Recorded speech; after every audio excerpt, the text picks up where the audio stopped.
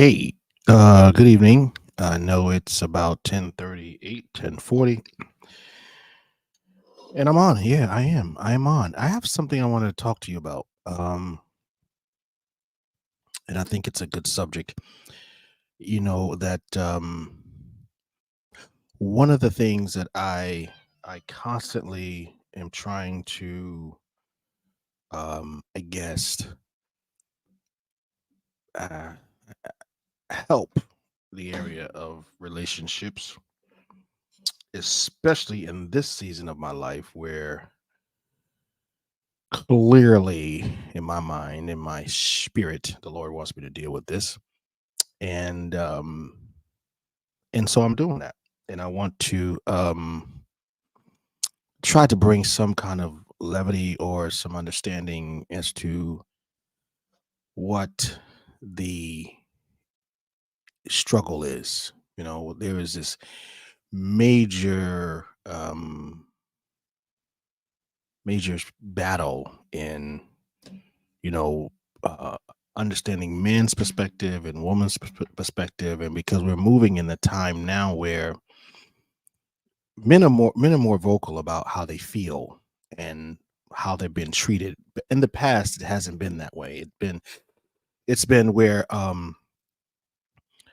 it's been women talk about how they feel and what they want and what they deserve, and then men typically supposed to figure out how to make that happen. And so men have taken the brunt of a lot of criticism and mistreatment and misunderstanding and been taken advantage of, because with us we have to bury a lot of what we believe and how we feel, and because we're not supposed to feel anything, we're not supposed to uh hurt, we're not supposed to be in pain, we're supposed to just go along with it. The reality is that we've been taught to win the woman, support the woman, love the woman, give her what she wants, make her day, make her feel safe, buy her flowers, speak kind words, play nice music. God bless you. Who's on here? Oh, Ella Lee, God bless you. Y'all share this. If you're coming in and share this.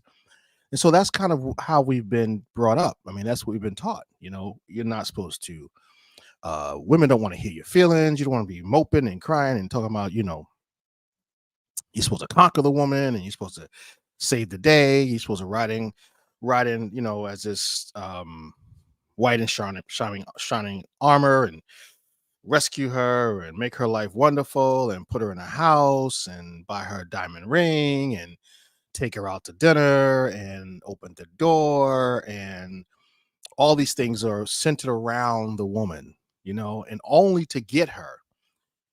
But we don't really learn and not really talked about how to keep her. Right? Well, how to get her was, yeah, it was easy to get her, but how do you keep her? Well, that's another dynamic. But in this, in the times we're living in now, right? We now hear more and more. Oh, God bless you. Yes, okay. Now I remember. God bless. um Now more and more, right, we hear men expressing how they feel, right? Men just talking about, I feel this, I feel that, I don't like this, and I'm being mistreated, I'm being taken advantage of, and this. And now men are actually starting to win, right, win the authority, the power, because they're like, well, I'm not getting in a relationship, I don't want to marry you, I don't have to. They got, you talk about 13 and 1 out here, I can choose who I want. So now men are like, well, what is all this now? We're expressing our feelings and we're telling people what we don't want, and we're kind of more vocal about that. And so now there's just kind of this battle going back and forth. But anyway, so tonight listen, this is interesting because I'm starting to, uh, I'm on the old school. So the old school was always, woman, what she wants, what she needs. I kind of was raised under that. But now I'm starting to realize that the conversations I'm hearing from a lot of young men about how these women are treating them. Good to see you, Deaconess Barrett. How women are treating them and how they're being overlooked and how they're being ignored and how how they feel is not valid. And So now this, this equal thing. Women want to be strong and powerful and equal, and men are like, okay, well, if you want to be strong, powerful, equal, then this is what I want too. You're not giving me what I want. So this is battle going on. So I found this young lady who did a live because I'm always interested in hearing, you know, women who are willing to tell the truth. You get a lot of this one-sidedness, but every now and again you'll hear a woman who will like say, this is the problem. You know what I mean? I mean, because you hear a lot of what a man should take and what we should endure, and what you're not going to stand for, and all, and that's fine because we understand where that came from. That came from a lot of abuse. But there's a lot of men out here who are not abusive. There's a lot of men who have been looked over. There's a lot of men who are good men. They may not be as good looking as some men. They may not have the statue. They may not have all those other eccentrics, things outside, things how they look, but they're solid men, right? Good to see Prophet Taylor.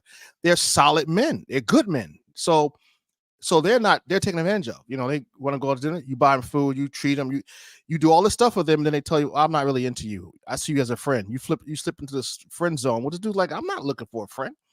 So and then there's all this kind of abuse, right? This other side of abuse where you have these women who are abusive. They take advantage. They get everything they want from this guy. They're using him, his car, his money, and they just using them, right? And it's happening, right? So you might say it's not, but it is happening. But this woman who I forget her name, but I want you to hear what she's saying, because she's actually talking about the nice nasty, right? It's the women who come across nice, but really there's an underlying thing. Like I would always, and this is one of the things that I've always thought of, right? Not always, but it's always intrigued me. Like I would look, and I'm talking about the church, right? I'm talking about the church for the most part, because that's where I spend a lot of my time around church folk. And so I would look out in this audience and this mass sea of women, and I always see like beautiful women who seem to be really nice, but are single and they're older. I'm like, now I understand that we go through things and things happen. You go to divorce and so on, and no one knows all your story. But I always find that interesting. Like, what in the world are you doing single? And again, and no slight. Good to see you, Lady Davis. No slight on you. It could be the condition. It could be the environment. It could be a lot of things. But I always wondered that, and I believe that I said what I've always thought, right? And I'm gonna be honest with you, and this is one of the things that always frightened me about women. um, and again, I've always never. Okay, y'all gonna laugh at this. I didn't trust women, and some of you who know my story know I didn't trust women. In fact, I relate to them more than most men, but I don't trust them. I've always grew up with a distrust for women, and largely because a lot of stuff I did with women, I realized they're not trustworthy. So, and what happened to me, it wasn't trustworthy. So again, I would always think, oh, if they're beautiful and they're of a certain age, they must be crazy, right? I'm just telling you how the selection of my mind went off, crazy, distorted. Again, that's where I was at that time. So just you know, just bear with me. So that's how I thought. But now that this conversation is beginning to take off a little bit, I'm starting to realize that, of course, everybody's not crazy. But then there's this other dynamic where you have these real pleasant acting people in church, and I'm a leader, so I'm a pastor and whatever. So people are, for the most part, nice to me. So, you chalk it up to, oh, these people are not bad. So what is the problem, right? What is the problem, right? Why are a lot of these beautiful, eligible, successful women not married? What is the problem? And so this is what I don't know, right? When I'm looking at the sea of women who are all married in the church and sanctified and speaking in tongues and so gracious, this is what I don't know. I don't know who they are for real. I know their avatar. I know who they present to be, because we all have an avatar. We all have our We all have our, what they call them, surrogate, right? The representation, the representative we present before the group, right? And sometimes you can hear this avatar or this representative. Sometimes when we get to the mic, we start changing our voice and we says, "God bless everyone. We bless the Lord for." See, that's that avatar. That's that person that you only want to bring out, right? But the real one is home, right? so so I understand that. But still, even in your avatar, there's got to be some semblance of really who you are, but that's not the case. So tonight, I'm gonna play a little bit of what this young lady had to say, because I think it does carry. So we're gonna listen to her a little bit, and then we're gonna kind of get into, like, I'm gonna come in, maybe talk a little bit about what she's saying, ask you what you think she's saying. Good to see you, Apostle Bramo. A little bit what she's saying, and then tell me what you think. Right. So here she is. She's not. I don't know. I don't think she's saved. So I don't think she's saved. So those of you who are saved, and I don't think she cursed. So, but she does. Please excuse her. But she's really saying something, I think, that really needs to be communicated. And sometimes only a woman can actually communicate these things. You know what I mean? Like, I believe that a lot of this stuff that we do in these circles is that we let the opposite sex speak for the sex, right? So sometimes if you really want to know what's on a woman's heart, you got to hear it from women. If you really want to know what's on a man's heart, you got to hear it from men. I think this whole thing that you can kind of explain what the opposite is saying in a real way, I think there's something lost in the translation. And I think sometimes we just need to be stopped. And even when it's painful, right? Even when it's painful, uh, sometimes it's good to hear, because there's certain inflections, there's certain things that come across. All right. So listen to this young lady. I'm going to come back and forth, and that she's talking comment, because I'm going to address your comments as we come back. All right. Again, I'm not sure her name, but it'll be on the screen. This is her. I don't really know her. I listened to two of her things, but this has really intrigued me. I thought this would be good for us to listen to. All right. So here she is. All right. Let me play her stuff. What's her name? Rebecca something. Okay, let's listen to it. The initial coaching, and now it's time to get into the dates. And they were triggered. Loving and kind women tend to run in packs, just like good men tend to run in packs. It's very easy to think that most people are like you. So as a matchmaker, what I encountered in Can y'all hear her? These women was that the surface level, they were very nice, cool, I thought of as loving, good women. And then we got into the dating portion of the matchmaking through the initial coaching. And now it's time to get into the dates. And they were triggered. All this nasty, mean girl side of them came out. And I was so confused, because they show up looking like nice, sweet, loving, kind women, but behind the scenes that you may not realize that who they are with men, who they are in different situations is totally different than how they're showing up with you in your friendship. So guess what? I realized there's a whole demographic of women who you may know, ladies who are listening right now, you may know and think, oh, she's so sweet, she's so nice, she's so cool, she's such a great friend. And she is a whole nightmare with men. She's a nightmare to date. She's a nightmare to try to get along with. She's a nightmare to try to please, right? So Jess Leslie says, what triggers the switch? The switch and the triggers come from trauma, rejection, unhealed pain, comes from childhood issues. It comes from all different types, but the end result is pain. The end result is unhealed pain. So guess what? I almost titled this video specifically towards women to say, it might be you. It might be you. You are the common denominator in your life. You may not be the type of woman that men want to marry. Okay, so let me interject here. So y'all hearing this, right? Okay, so what she's saying is extremely interesting, right? Because first of all, I want to ask you, do any of you women know somebody like this behind the scenes?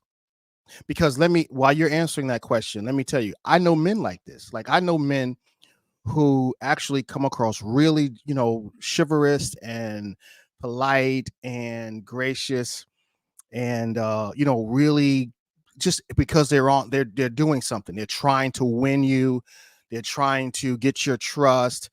They're moving in on you. They do all these wonderful things, but in the back of their minds, they're only trying to hit. And when they hit, they're ready to go, right?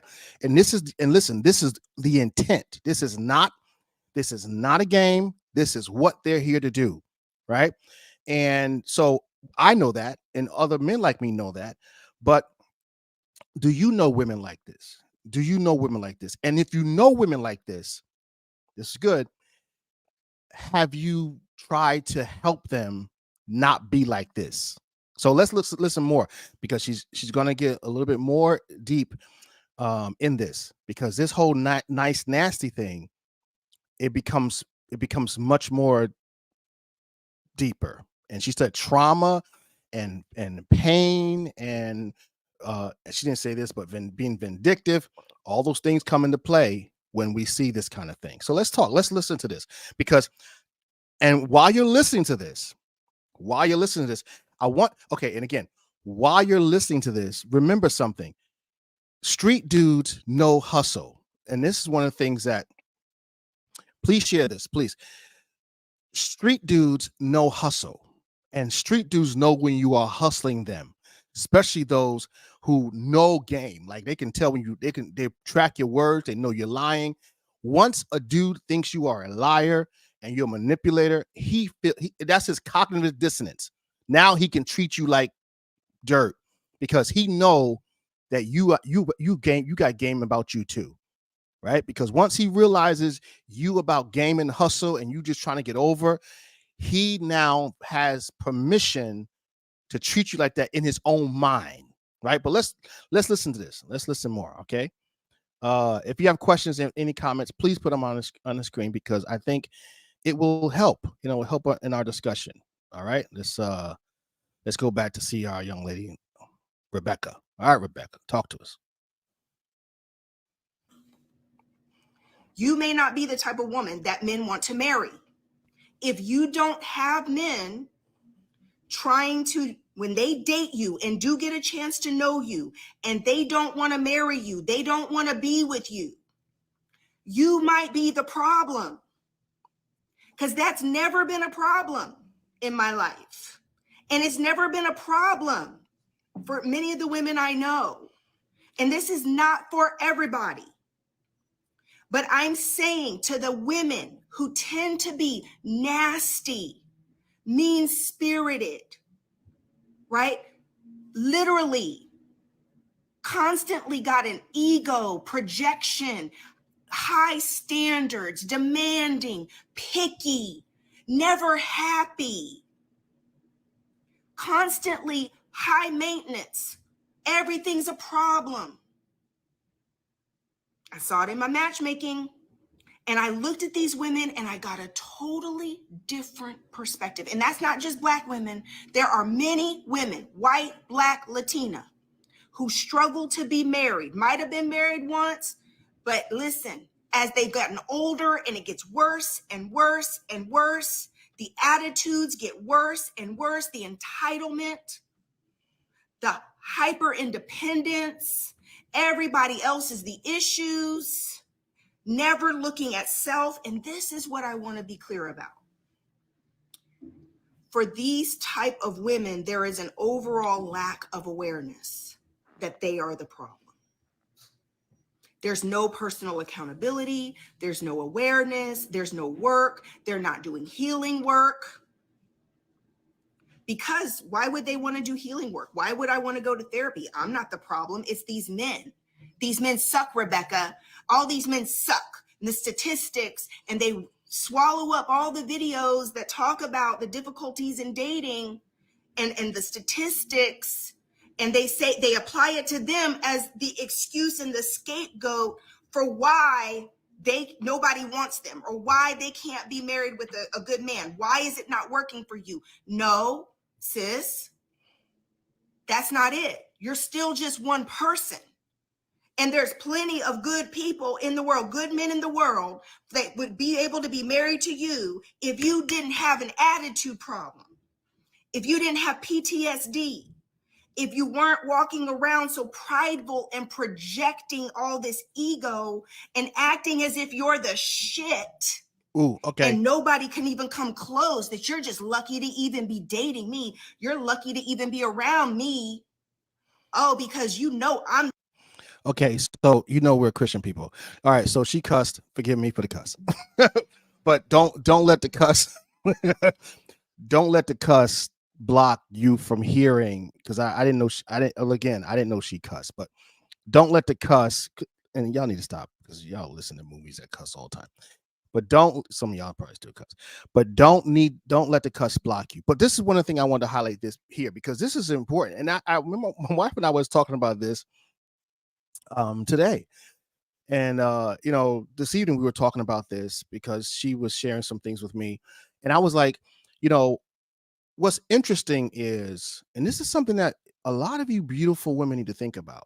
And I want to say this, and I think all God's women are beautiful, right? So I want y'all to think about this. Be careful that you don't, okay, when you go out and guys are hitting on you and checking you out, and you got all these, guys who act like they're interested in you and wants to date you and go out with you and take you out. Hey, beautiful. Hey, how you doing? All that stuff.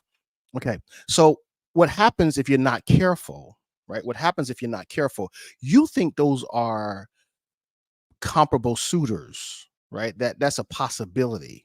Like, look at all these men checking me out. I got 10 men trying to get at me. See, in your minds, if you're not careful, the enemy will make you think that all those guys are husbands when none of them are husbands, right?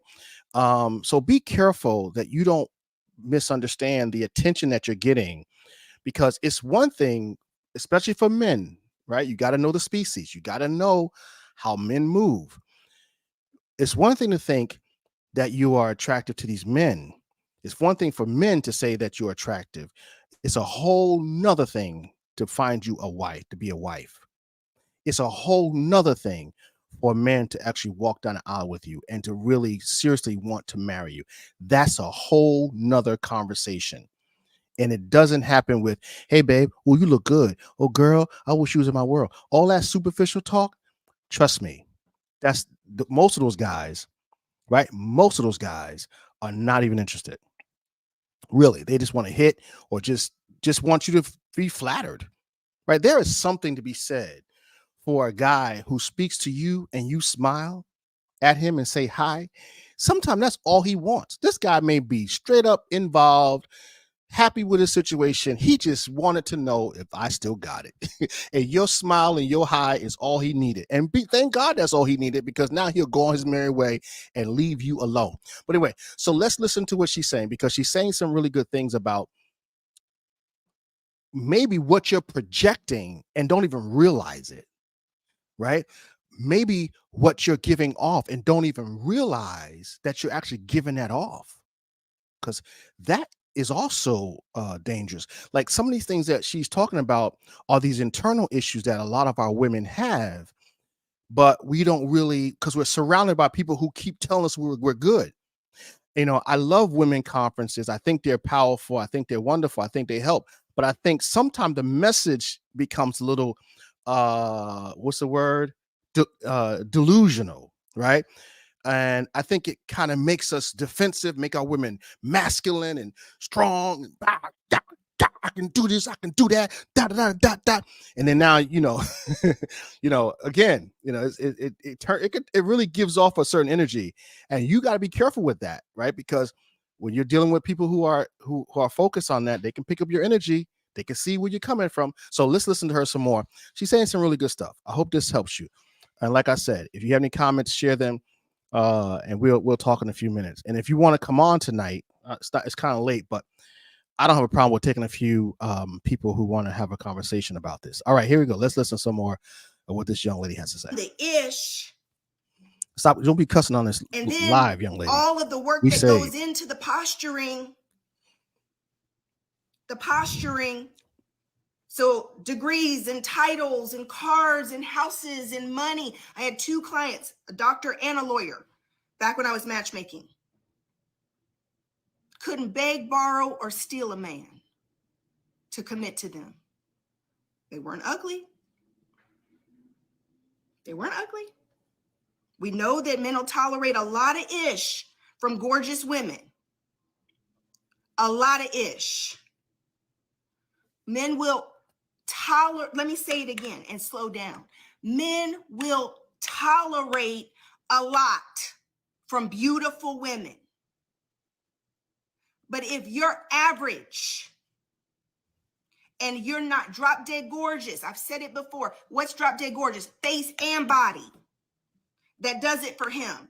If you're not drop dead gorgeous and you're looking at other people and comparing situations to drop dead gorgeous women who got men tolerating their BS, because men are so visual, they'll tolerate more for those visuals, but still not be happy.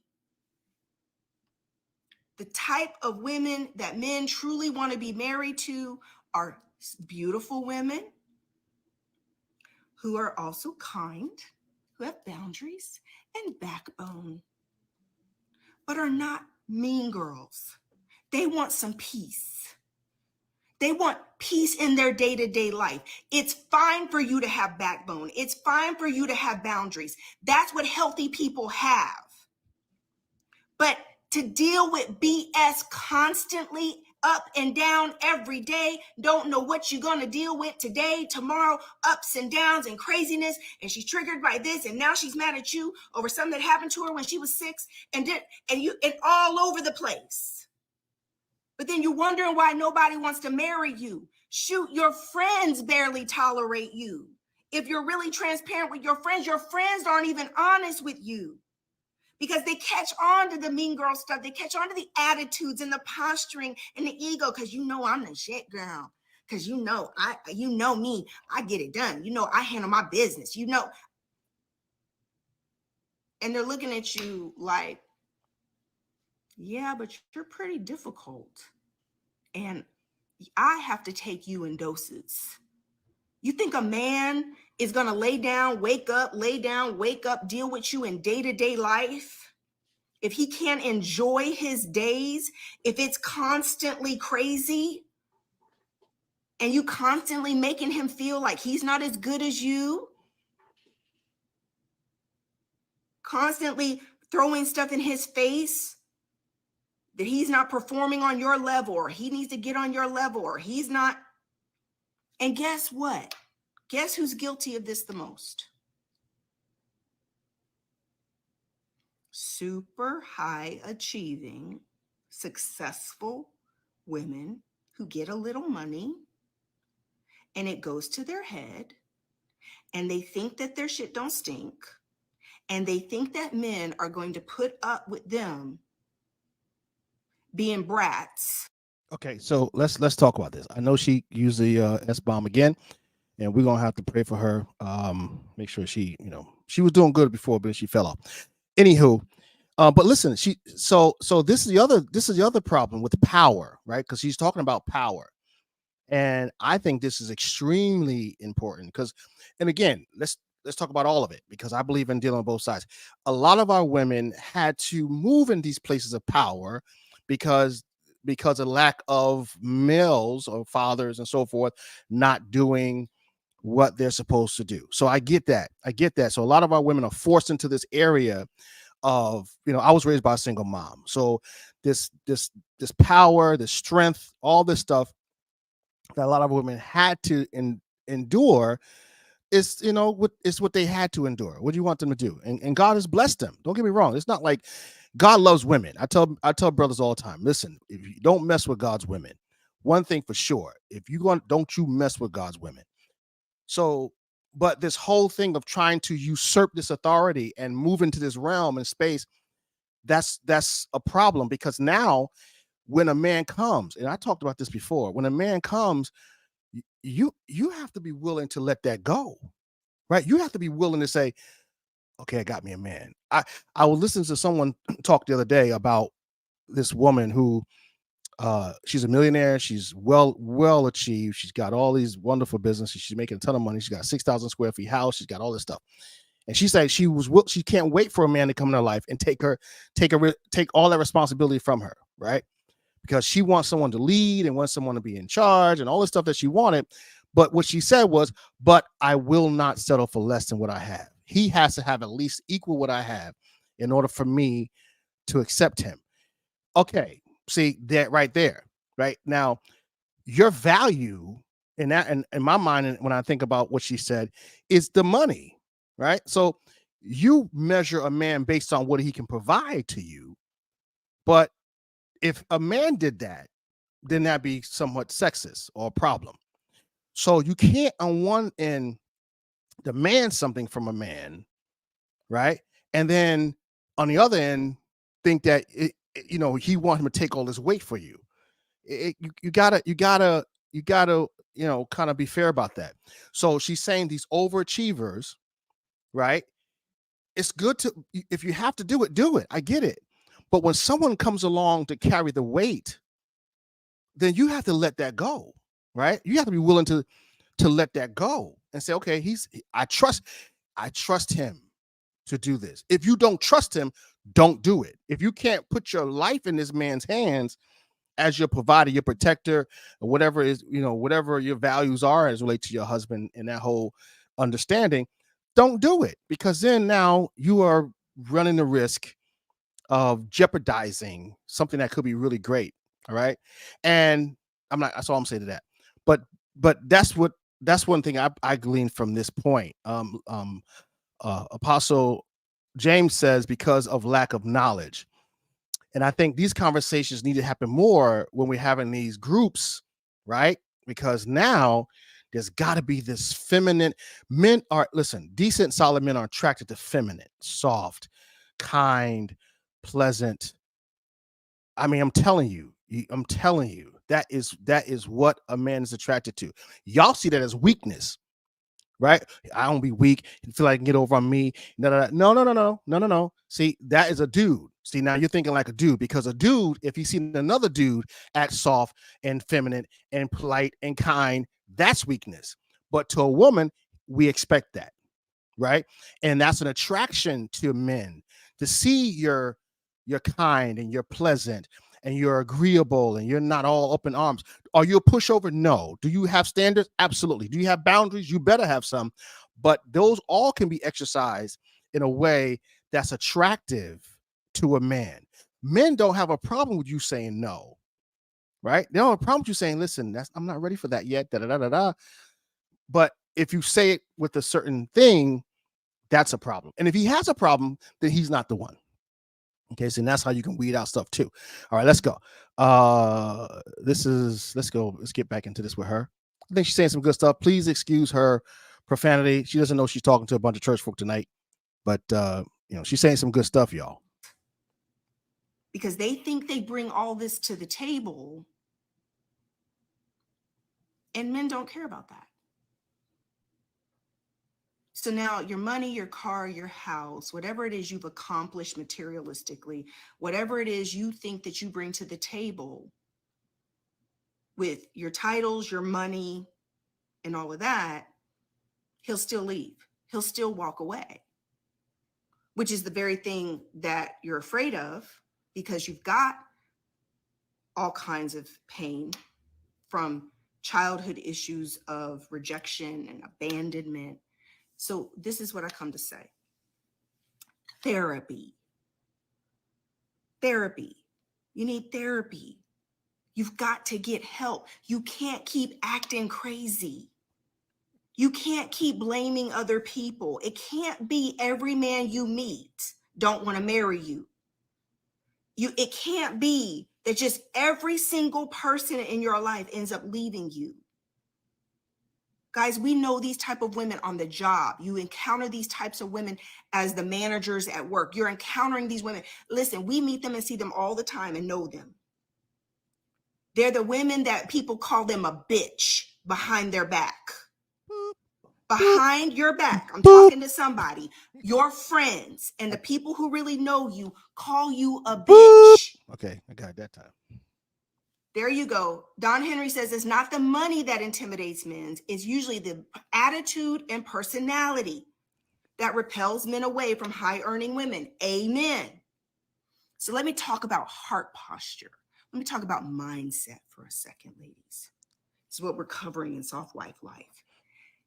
This mental and heart posture where you're constantly projecting like you are the All right, so I want to say this: ain't nobody on this live, in any live, is that B word. So she didn't mean that because she wasn't talking to nobody that rock with me.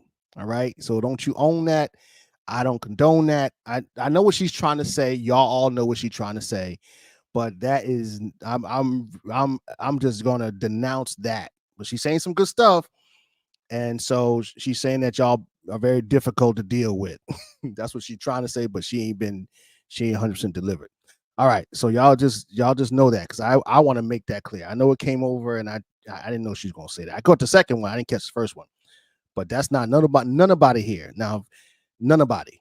I know what I said that right too. All right, I just want to put that out there because I don't use that. I never use that word regarding any woman I was married to, dating, none of that. I ain't never called nobody that. So I just want you to know I don't agree with that at all. But all right, so y'all know, and I'm sure y'all know me. Here we go. I'm gonna try to catch her beeps. ish is the very opposite of feminine. Because guess how this comes off? Masculine, strong, independent. I don't need nobody. I'm the ish. What do I need you for? I'm the blessing. I'm the prize. You better keep proving it to me that you deserve me. You, right? You better not mess up. Hold on. So this is good. So I want to jump in here. I thought, and I said, Pastor, stop interrupting. That's all right. Listen, I got some good stuff to say. I know that, and this is interesting because I thought about this. Why is it that whenever we're describing Black women, we're always like, I want a strong Black woman. We don't ever say that about any other nationality. And this is just really for us. Why got a strong Black woman? Well, because of stuff they got, strong Black this. And we never a strong white woman or a strong Asian woman or strong Indian woman. Why do Black women got to be so strong? And that's that. And listen, the reason why I'm saying this because that's a sense of masculinity that kind of weaves itself through our community, which is causing a lot of issues, right? And let me tell you something else too. You look at some of these celebrities, and you're like, why do they always go to another race? Well, because those races have a real good understanding of they're feminine, they're polite, they may appear gullible, they may appear weak, but you know what? They're agreeable, they are kind, they don't give their men a hard time. And you never hear them saying, I gotta be a strong Black white woman. I gotta be a strong this. No, that's only us. And that's something that we need to address. Right. And I'm appealing to a lot of our women leaders to help some of these young ladies. I know there's wolves out there and there are people out there trying to take advantage of them, but there's a way to rule those people out. And let me be clear. A lot of the reasons why a lot of our women are taken advantage of because we ignore the red flags and we allow certain things. Well, y'all allow certain things to happen that you should not allow. You give up too much, you give in too much, you come off needy, you come off easy, and you can be elegant and wonderful and feminine and not be easy. You don't have to be that. So I'm just saying to y'all, be careful with that strong this, strong Black this, strong. Be careful with that because there's a spirit that's creeping in or have crept into the fabric of our women that you come off as masculine. And any masculine alpha male is don't really want a masculine dominant woman. It's just ain't happening, Captain. All right. So here we go. I just want to drop that in there. I know that, and forgive her if she drops a little bomb here and there. it's all in. It's never mind. Go ahead. You better not be human, because literally I'll drop you like a bad habit. And if you're a good guy who happens to get caught up in the cycle of the craziness, you can start to lose your mind. You can lose yourself. I know several really, really good men who have fallen in love with difficult, complicated, triggered, emotionally insecure, emotionally immature women. And that woman is constantly yanking his chain and got him in a crazy cycle. And he doesn't know how to opt out and get off the roller coaster ride because he loves her. He sees the good in her, but he's also going through and being abused. Now, listen, let me tell y'all something. That right there, she ain't never lied, as somebody said. I'm telling you, that is the real truth. That I'm telling, there are men out here, and I've talked to them. I was one of them, right? Where you have this situation where you're trying to be that good guy. Like you're trying to give and do and please and all this stuff, and you are driving yourself crazy. Like, I don't have enough of this. When are you gonna do that? Why don't you do that for me? Why don't you do that for me? And I'm telling you, the solid guys like that, man, they really want to be in a solid relationship, man. You will drive that dude out of his mind. I was talking to a guy. This is God's honest truth. Holy Spirit be my judge. God be my Jesus be my God be my witness. And he was like, Pastor, man, let me tell you, I love her, but man, she's pushing me. She's got me. I don't know. Every time I try to do this, she tell me this. I try to do that, she tell me that. I try to do this, she tell me that. And man, he's like, man, I just can't keep up. And I'm just gonna do everything she's saying I'm doing, so I can give her what she really asking for. Because I'm sick of this. I'm losing it, man. I'm telling you. And I'm listening to this bro like, oh man, and I know that. I see it. I hear it all the time. And we as leaders have a hard time defending the guy, right? Because the women are the ones who are in the church, and they're he's like, listen, you messing up, little girl, you messing up. You got a good dude here who's trying to hold it down for you, and here it is, you just driving him bonkers. And let me tell you something. And so y'all get this. She gonna talk a little bit more when she's saying some really good stuff. Y'all go ahead and mess around.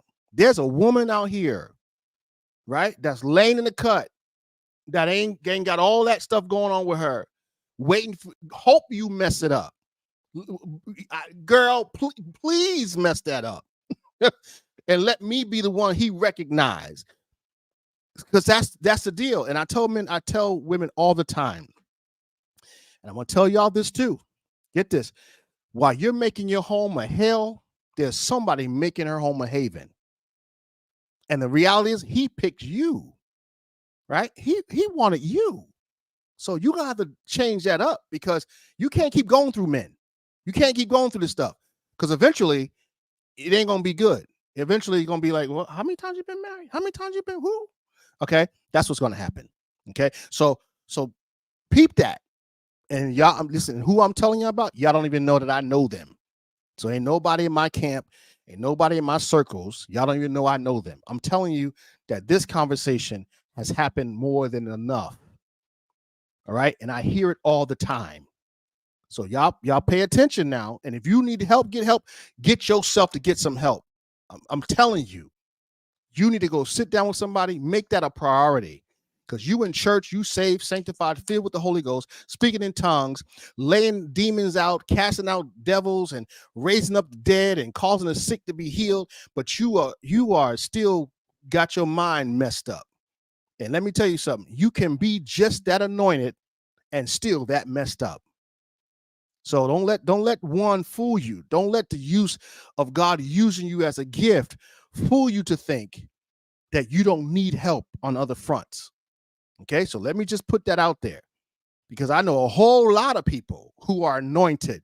God uses them, talks to them all the time, but they're about as listen, they need help. I'm sorry, causing insults. They need help, and I got Bible for this. Don't make me have to bring out the Bible on this, y'all scholars. There are some folk who are operating in certain gifts. Peter was one of them. What did Jesus say about that? Peter was out here saying he was revelation 1 minute and next minute, get behind me, Satan. All right. So sometimes y'all got to be very careful with this whole thing.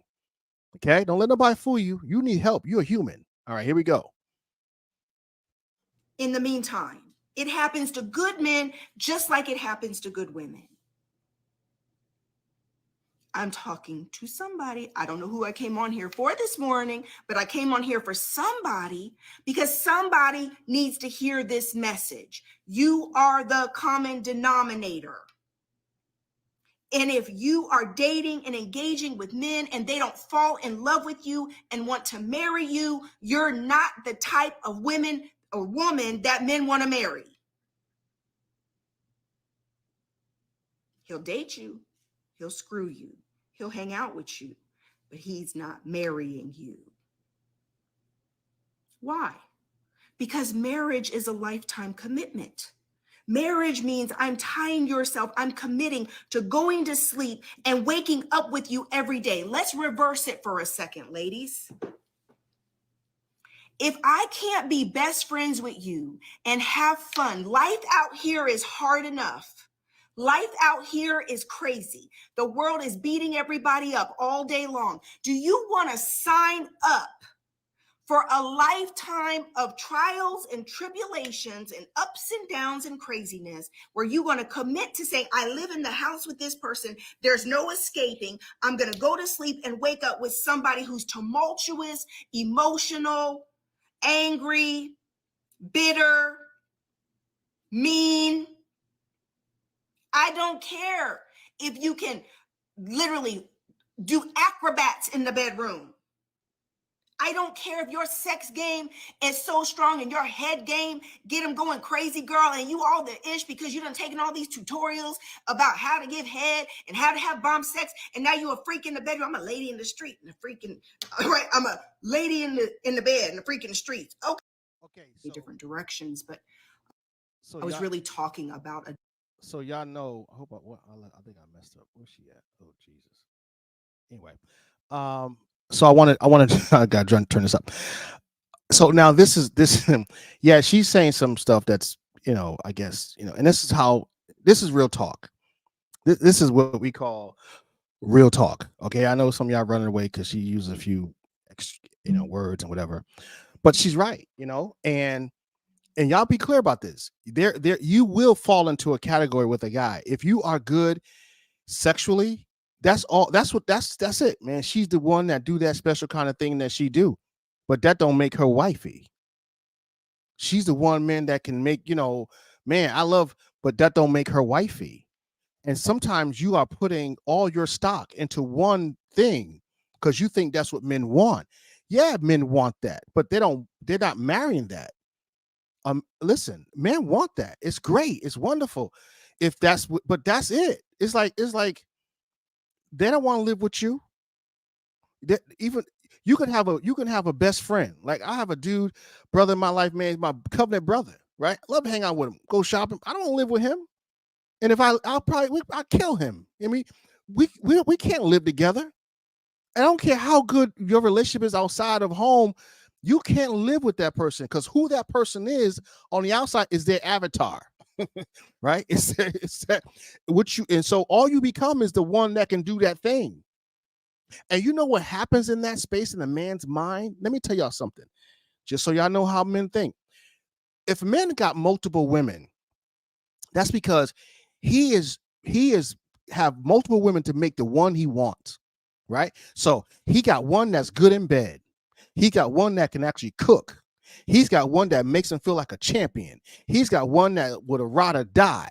See, he's got one he likes to hang out with. She's funny. She's witty, right? He got one he enjoys movies with. He got one that he loves the way she look. He just like to look at her. He got one that, this is what it is. This is what it is. And so if you just got one thing that you do, that you invest, that you make yourself be good at, that don't make a guy want to marry you. I think I posted that the other day. A man don't really need to marry you. He won't marry you because your sex good. That is not going to, no, he's not. He's not going to marry you because you cook good. No, He can cook. Most of us can cook ourselves. He's looking for someone who he can recognize and he can live the rest of his life with. So the one that can do all those different things, there's a plethora of things he don't like about her, right? And even if she can do all those things that he wants, if she has a bad attitude in his mind, like, nope, she ain't, no, I can only take so much of her. I can only spend so much time with her. I can only no, she's after my money. She's after the bag. I already know what she's after. So listen to what she's saying, because she's saying some strong stuff. I know y'all leaving. It's past y'all bedtime. But anyway, let's see what else she has said. I'm gonna cut this off. Life out here is crazy. The world is beating everybody up all day long. Do you want to sign up for a lifetime of trials and tribulations and ups and downs and craziness, where you're going to commit to saying, I live in the house with this person, there's no escaping, I'm going to go to sleep and wake up with somebody who's tumultuous, emotional, angry, bitter, mean? I don't care if you can literally do acrobats in the bedroom. I don't care if your sex game is so strong and your head game, get them going crazy, girl, and you all the ish because you done taken all these tutorials about how to get head and how to have bomb sex, and now you a freak in the bedroom. I'm a lady in the street and a freaking, right? I'm a lady in the bed and a freak in the streets. Okay. But that still ain't got a ring on your finger because somebody won't commit to you because you act crazy. Because so you go through all of these mechanics of trying to get someone to love you, and the problem ain't the problem. There's so many titles I could give this video. The problem ain't the problem. The problem you keep focusing on, the problems you keep trying to solve are symptomatic surface level problems. Oh, when I lose this weight. Oh, when I get this degree. Oh, when I make that money. Oh, when I get the better job. Oh, when I get this new hairstyle. Oh, when I get my teeth fixed. Oh, when I wear this dress, when I get those high heels, when I can afford red bottoms, when I drive this BMW, when I buy that new house. Oh, when these kids get grown. Oh, when that's not the problem. The problem ain't the problem. Client, 15 years ago, matchmaking. Beautiful. Beautiful girl. Sweet. Professional. Making good money. I thought she was sweet. Beneath the surface, a hot ass mess.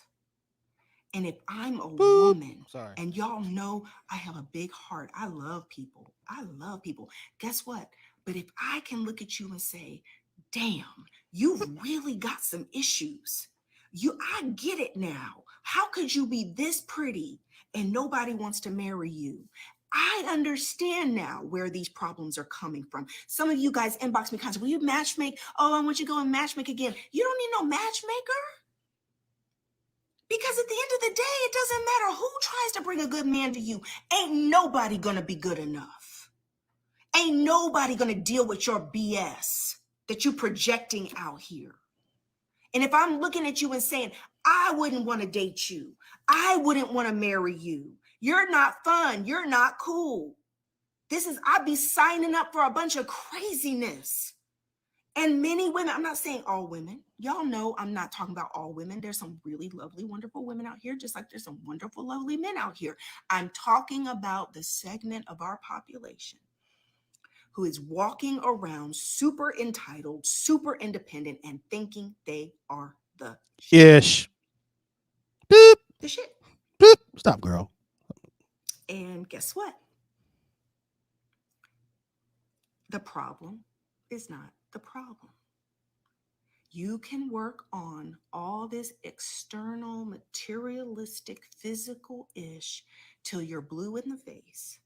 But if you don't work on the underlying issues that cause you to show up as high maintenance and half crazy and mean and attitudey and entitled, nobody's going to want to marry you. Now, you might be able to find you a real lame All right. So when she said, and this is the other thing too, I want to interject. It's look at that phrase. That's also um I want to interject this too. That kind of mentality will drive you crazy. Like, think about think about all that work you put into yourself. Like, say you're going to the gym, you working on your shape, you got your hair, your makeup, your nails, and you going all in for the sake of trying to get a man, right? Or trying to be a whatever you're trying to be. And at the end of the day, you're driving yourself crazy because then you go out there, some guy give you some attention because you're putting the work in, right? And you dating him for a while, and then he start acting flaky, can't find you, da da da. You can't find him, and then you wonder what. Like now, here it is. You back to the whole thing again. I did all this. I was cooking. I was cleaning. Da da da da da da. I was kind. I was nice. But see, that kind of external stuff drives you crazy when you have a real undercurrent or underlining issue that you haven't dealt with, right? And it could be also rejection, because rejection a lot of times makes people, I'm going to do a talk on rejection, makes you become more desperate, right? And let me tell you something. Desperate desperation is like, to a man, is like blood in the water to a shark. Especially even if, you know what's interesting, even some guys who are not really, who really came at you right, but then they found something like in that approach, they were really serious about you, but then you started showing some signs of you that turned left, and they're like, okay, now I no, she's no, ain't no way. It don't take much. It don't take much. So be careful, because what she's saying about all this external stuff that we do, it can drive you crazy. It really can, because, and that's why you have to love you. You have to love you. You have to do everything you're doing because this is who you are. And one of the things I said to somebody, and I forgot who I was talking to, and they were going through some stuff. And I was like, don't let them change you. Like, don't let all this pain and all this rejection and all the bad relationships change really who you are. Because who you are is who you are. It's really the true you. And when you start letting all this other bad stuff that happened to you change you, I ain't gonna go for this no more. I'm gonna be this, I'm gonna be that, I'm gonna be this, I'm gonna be that, and I'm gonna take my it now you turn into the other person that's not you, right? And the problem with that is that it becomes, we know it's not you, right? Now we see it. Oh, you something wrong with you. Because that's not really you. I'm not gonna do that no more. I'm not gonna be giving no more, because every time I'm nice, I get that. I get the short end of the stick. Now all that stuff starts changing you. And then now you need, that's when you need therapy, right? You need to get back to who you are. And let me be, I'll be transparent with you. When I went to therapy, right? I completely forgot who I was. I completely forgot who I was. And I didn't even love myself. With all the things I was doing, I didn't love myself until I went to therapy. I was like, man, so that's why you put up with all this nonsense. That's why you think the way you think. That's why you do the things you do, because you don't love you. So when I had to come to terms with that, and then I had to start learning how to love me, right? Then then now my behavior changes, my outlook changes, and then now I'm able to attract people with the different people I attract. That's how I attracted my wife, right? Now, because I have now I can love me, right? And that's what therapy does for some of us. I know we sanctify, feel the Holy Ghost and all this stuff, but some of y'all really, really, really, really, really need to go to therapy. Let's listen to what she got to say, because she's got some good stuff to say, and I'm almost done with her with this. Y'all need to follow her. She's really, she says some good stuff. I don't know all she does, but I came across this one day, and I thought it was really good. I thought it would help you women, my sisters, daughters, those of you who are, to hear it from another woman. Sometimes it comes off a little, you believe it a little bit. All right, listen. Dude, somebody who has got lower self-esteem than you might be able to find somebody that's going to sign up for you, but you won't want him. And even then, he might date you, but not marry you. Therapy, coaching, healing work. We've got to deal with the root issues. The root issues, not the superficial issues, the root issues, the mindset, the pain, the emotional, spiritual, sexual trauma, going back and dealing with all the stuff you run from and that you have not healed, the unforgiveness, all the exes that did you wrong, the people who cheated on you, the daddy issues, the mommy issues, the family issues, the friendship issues, all the unforgiveness, so that we can lay down all this posturing, lay down all this junk that gets in the way of love. You are the common denominator. Y'all know what the word says, right? Y'all know what the word says. Lay aside every weight and sin that does so easily beset you. So when she's talking about laying stuff down, there's some stuff you just have to lay down. Some things you're just gonna have to give up. Some things you're just gonna have to just let go in order for you to, because let me, and I'm gonna say this too, and I know I'm an hour, but I'm gonna let this go. I'm gonna say this because it's so important. Because the truth of the matter is this, and this is something that I hope y'all can deal with. You need, for what God has called you to do, you're gonna need that man. You're gonna need that woman. So you saying, "Well, I'm gonna deal with being single," and see, this stuff comes to you so that you may make adjustments. But right now, you need that person to fulfill your purpose. I'm telling you, say what you want. Say what you want. There are certain people that God will assign to your life because you need them to fulfill your purpose. And God has sent them to your life to fulfill your purpose and to reach your destiny. You say, "Well, Pastor, I can get there without them." No, you can't. Because if that's what you need, that's what you need. Point blank, period. So I don't know what I won't call theology you've come up with. But yeah, there are certain people that God has assigned to you. And he will come in the form of a husband. She will come in the form of a wife. But you got to know that, and you got to get all that stuff that happened to you doesn't negate the promise and the destiny on your life, and the residual and the residue of that stuff that's on you. That's something you're going to have to deal with. Because you can't get you don't get a pass. You don't get a pass being nasty, mean, and difficult, and say that because all stuff that happened to me, then I can't fulfill my purpose. It doesn't translate that way.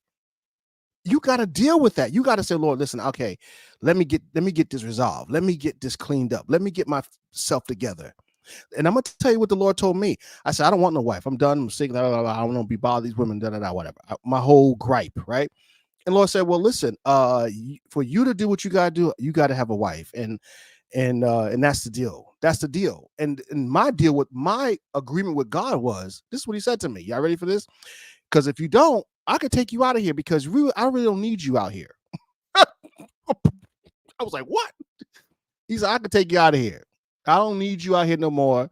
I made every promise, everything you asked me to do, I've done. Your children, they're grown, right? Yep. You see your grandkids? Yep, got them too." He said, "That's what you asked me for. You asked me to live long enough to see your children grow up and to see your grandchildren. And I've kept my promise. Now, if you don't do what I called you to do, I can take you out of here. I'm good with it. And I know you're good with it too, because you fulfilled it, but you're not done. And I got work for you to do. So this is what you're going to need to do it. If you don't do it, I'm done. We're done. We're good." It's okay. So what? Tell me what to do. And I made a deal with God, and we have an arrangement, and it's working out just fine. So, so I'm telling you. So y'all can play games. Listen, y'all gotta know who y'all don't know God for real. Y'all know the fake God, the play God that they talking about in church. But there's a God that y'all ain't met yet, and he's for real. He's the real deal. Okay. So if you are serious about meeting your destiny, fulfilling your purpose, there are some things that you're going to have to agree with. There's some things you're going to have to accept. There's some decisions you're going to have to make. And there's some promises you're going to have to fulfill, because God is real about this stuff, y'all. All right. So get your act together, snap out of it, get yourself together. Right. Some of the stuff that you got to deal with is stuff you got to fix.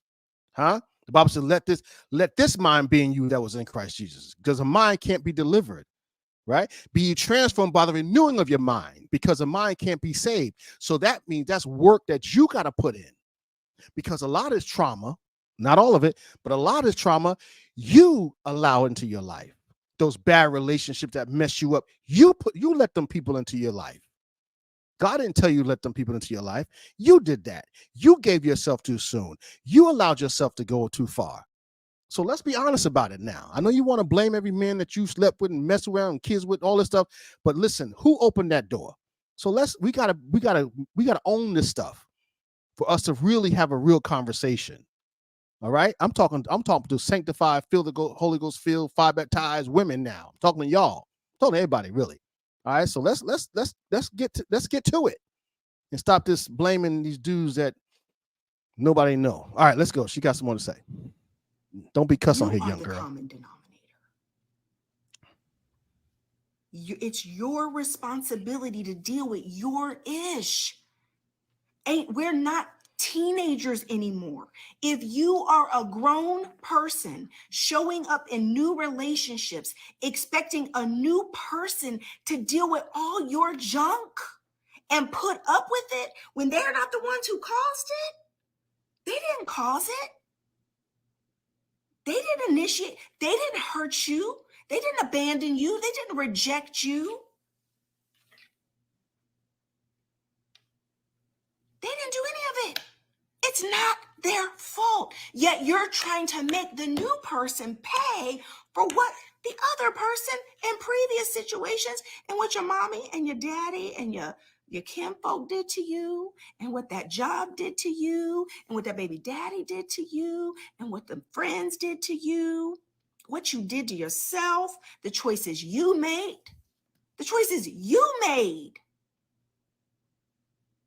It is about healing and forgiveness. You can't lean into your femininity to lean into your soft wife life. You can't be what I preach about and attract the type of love and support that you really want without you doing the work to heal. Without you laying down and saying, I got time out. I got to work on me. I got to work on stuff that's blocking me from showing up as a good partner. At the end of the day, men want good partners. They may be distracted by beauty, but guess what? They're still not going to be happy. They want partnerships. They want to enjoy life with someone. You ever notice the person with the most issues is where all the attention goes to in a relationship? You ever notice the person who's hurting the most, all the attention goes to that person because there's always an issue, always a problem, always something coming up, always a complaint, always all crisis, always something, just this constant daggone roller coaster ride. And Whitney says, I need to join this course because my softness is getting hard out here. Yes, Whitney, listen, I'm not saying that real life issues didn't cause the hardness. I'm not saying that real life situations didn't harden your heart and cause you to put up a wall. I understand. My heart is sensitive enough to understand that I have compassion for you. But the reality is that if you want different results in life, you can't navigate life with this hard heart. This hard armor and exterior that is trying to protect yourself, but simultaneously blocking love. A good man can't even love you. A good man can't even come along and give you the best of himself. You won't even let him love you. You won't even let him take any weight off your shoulders. That was me for a long time.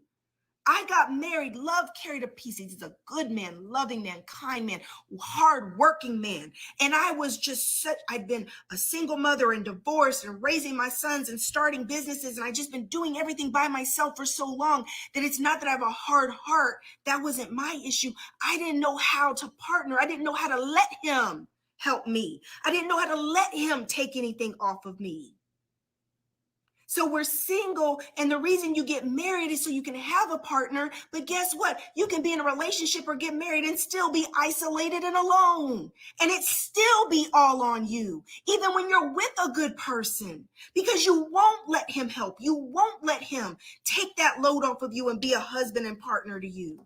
So now you're still dealing with the same ish you were dealing with when you were single. Look it up in the dictionary. You see a picture of Rebecca. And God had to work on my heart and work on my trust. Here's something that people don't realize. Ladies, trusting and submitting and surrendering to your husband to be there for you, provide for you, and protect you is the exact same spiritual posture that it takes for you to surrender to God. You don't really believe that God will provide for you. You don't really believe that God will protect you and provide for you. So you don't really believe that that man is going to take care of you and provide for you the way he says he will. Because if you can't trust God, how are you going to trust the man?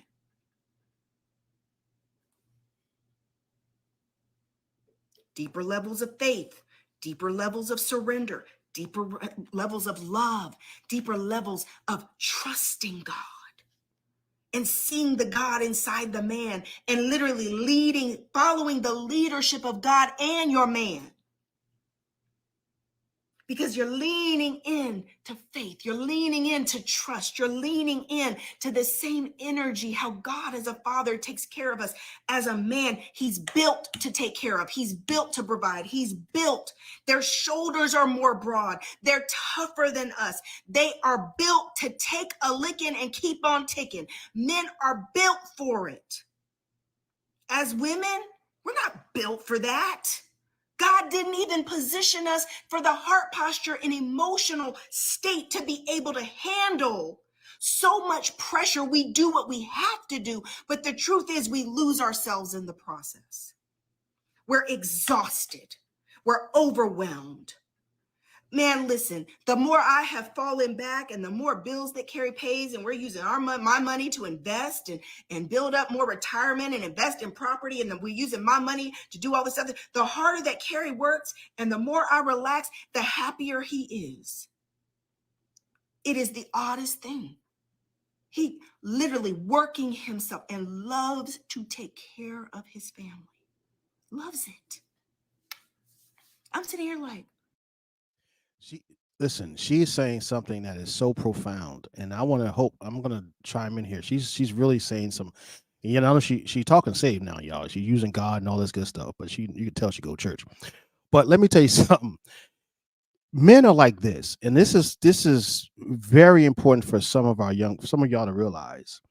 Not to overwork, not it's gotta be in the right environment. But there's something that happens with in a man when he is taking care of his family. There's an anointing that God gives him that makes him more like he drives to that. It's like he's got to do it. He's got to do it. He's made for it. That is part of his DNA. And I use the analogy. I use this analogy. My father, God bless him, he's gone home. My father bought a BMW. It was that year, the real fancy BMW, the 745. We call them the quarter 8 BMWs. Beautiful car, very expensive. And so what he did was he parked that car in the garage, right? And he didn't drive it much because he kept it in a different location. So every time he would go to drive that car, he let it sit for months. Wouldn't even use it. Every time he go drive it, the battery would be dead. It wouldn't start. And he was like, what is wrong with this thing? So he would charge the battery, get it started, and drive it, right? He'd take it on the road, drive it. He'll take it, then he'll park it back in there, another couple of months, go back, boom. He was like, it won't start. Like, what's wrong with this car? So my father now knows cars. He knows cars, he knows motors. He used to race cars, he build cars, build motors. He's a car guy, right? And he's an expert. Like, he's not just some guy that tinkles. He's the guy. So he took this car to the dealer, right? He took it to the dealer. He's like, listen, man, this car I just bought this car, man. It's like, practically no miles on it. What's going on with it? Every time I leave the garage, it dies. It won't start up. The guy was like, well, you're not driving this car. He said, what do you mean? No, I don't drive it every couple of months. He says, no, this car is designed to drive. This car will disintegrate. It will completely become useless to you because everything in this car was made to go. And you can't just drive this car like a regular car. You got to drive this car. You got to really be intentional when you drive this car. And that's just how a man is. And that's the problem. That's why men who don't work get worse, right? Something happens to a man's psyche if he doesn't have a 9 to 5. You see, look at your sons that don't work, that lay around. There's something gets off with them. They talk off, they think off, they do off stuff because they're out of pocket. And a man, let me tell you something. A man, when he goes to work and he is providing for his family and he is resolving issues in the right environment, man, listen, you can't get a happier dude. You listen, you can't get a happier dude. You only have to worry about bugging him about stuff because he's on it. You just got to create the environment for when he comes home that he knows that he's got a teammate. He's got somebody who's supporting him.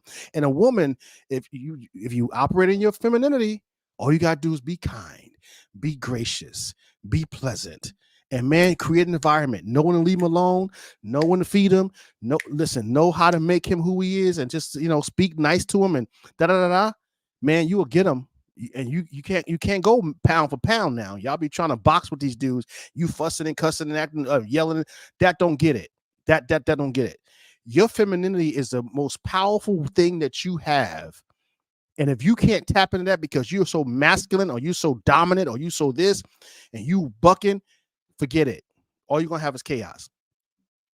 All you're gonna have is chaos. So that man, she's saying something very powerful for y'all to hear this, right?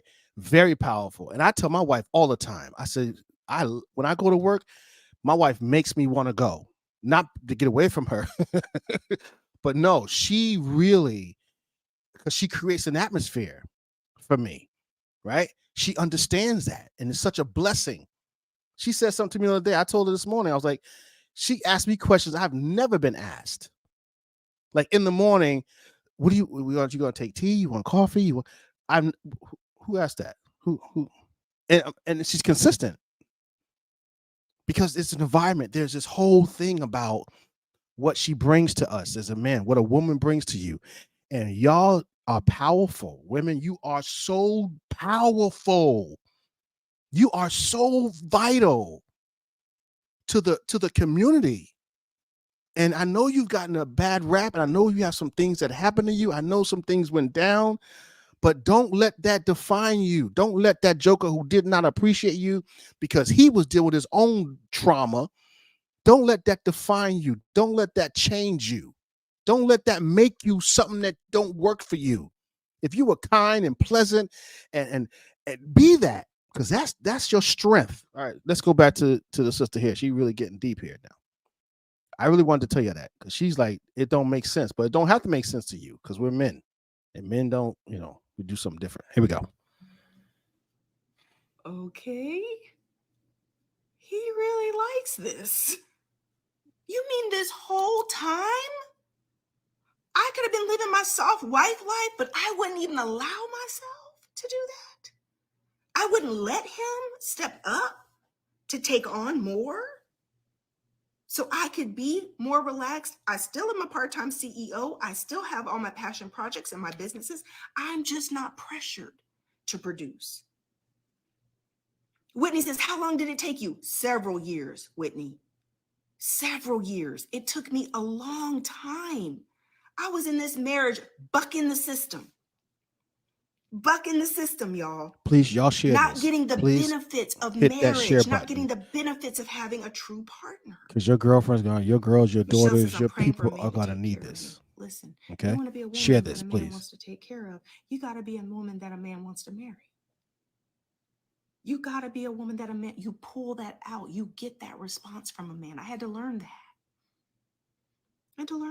There's a heart posture, a softness when we operate in our feminine, when we operate with Holy Spirit, when we become vulnerable and softer to where that it's irresistible to men. Irresistible. I'm going to teach you about it in Soft Wife Life. Make sure you grab your spot. The next training starts August 24th. I love you guys. Love you, love you, love you. I know this was a tough message, but I had to bring it. All right. I love you. Make sure you sign up, claim your spot. It's 40% off this week, and the percentage keeps going down as we get closer to the start of training. Training starts August 24th, right? The 24th. Make sure you lock in your spot and your Yeah, discount because it's I'm gonna let going this sit here away. too All because right. she Love you deserves guys. to Talk to you soon. Bye bye. give her advertisement. Thank you so much, Rebecca. All right, so let's what's she at here? Let's get out of Good here. Nope, morning. we're not going here. Thank you so much, Rebecca. All right, so so good talk, right? Good talk. She said some really powerful things. I kind of talked through it with you, but I want you all to do me a favor. I want you to share this.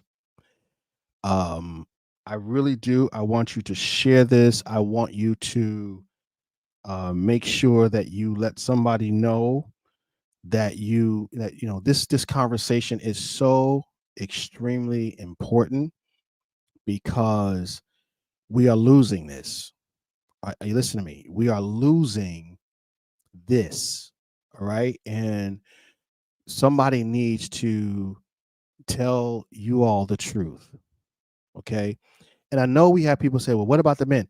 We ain't talking about the men, right? Listen, the men got their own issues, and we deal with the men when we need to deal with them. I'm talking to you, all right? And you need to know that you have a lot of power and a lot of authority, but you have to be, um, you have to be, you have to take responsibility for your stuff, all right? Um, and there is that whole thing, and again,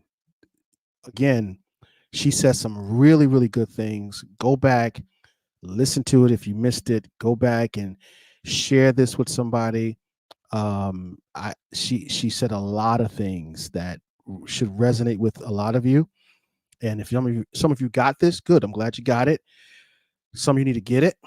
It took us a little while to get through it because I talk a lot, but and I know it's late. But anyway, I don't have church till 1 o'clock, so uh, but listen, you need to really go back and listen to this. Also, while I'm on the subject, we're going to be dealing with some of these subject matters during our convocation. I mean, sorry, during our during our conference. We're going to be dealing with some of this subject matter. We have Dr. Ron Elmore, who does wrote this book that I give all my couples: How to Love a Black Woman, How to Love a Black Man. He's going to be at our conference during our conference, and we're changing the pricing for the conference. Okay, the conference is just $99 for everybody. So we're changing the conference price. So may not have changed on the website yet. So if you are already registered at the top fee, we'll reimburse you the difference. But the registration is $99. Go register, or just hold off because I'm going to change that so you can get the $99 discount. Okay. But register for this conference. It's going to be amazing. We're going to be dealing with singles. We're going to be dealing with married couples. We're going to be dealing with sex. We're going to be dealing with divorce and all these different things. We got some powerful people. We have even Dr. Michelle McKinley Hammond. She's author. She's tremendous in this area of relationship, singleness, marriage, all these things. You don't want to listen. Don't you dare miss this conference. And I'm cutting the price. I'm slashing it all the way down because I want everybody to get to this. It's going to be life changing, and you will not leave the same way. So please don't go register yet because I want to change the price. If you already registered, like I said, I'll reimburse you. But you want to make sure that you get to this. Okay. Like I said, I'm changing the pricing we need everybody to get here. And if some people are struggling with the numbers, that's fine. It doesn't even matter. I'm good with it. I just want y'all to register. I want you married people to be healed. I want people who are single to be married. I want you to fulfill your purpose and your destiny in your relationships. And one of the reasons, if you're having problems in your marriage, probably because you don't even know what your purpose is. You don't know why you even married that person. You don't know what y'all supposed to be doing together. Y'all too busy trying to do other stuff. But you don't, because you have no purpose. You don't like what y'all doing together. Nothing. Listen to this young lady, because she talks about that. She's like, her and her husband now, they have an understanding of what she does. She has one specific thing she does, and he does something else, and that's how it works. That's how it works, and it's working for them. The problem is you got to find out how to make it work for you. All right. So listen, go back, share it, comment on it, talk about it. I want everyone who came on tonight to share it because it's powerful. God bless you. I love you. I really hope that you got something out of this. We're going to do more of these because it needs to be done and people need to be enlightened. Okay. All right. Y'all have a good night. Y'all had no questions. Ain't nobody say nothing. So I'll take that at y'all either in agreement or you just stunned. All right. Y'all have a good night. I'll talk to you later. All right. Be well in Jesus' name.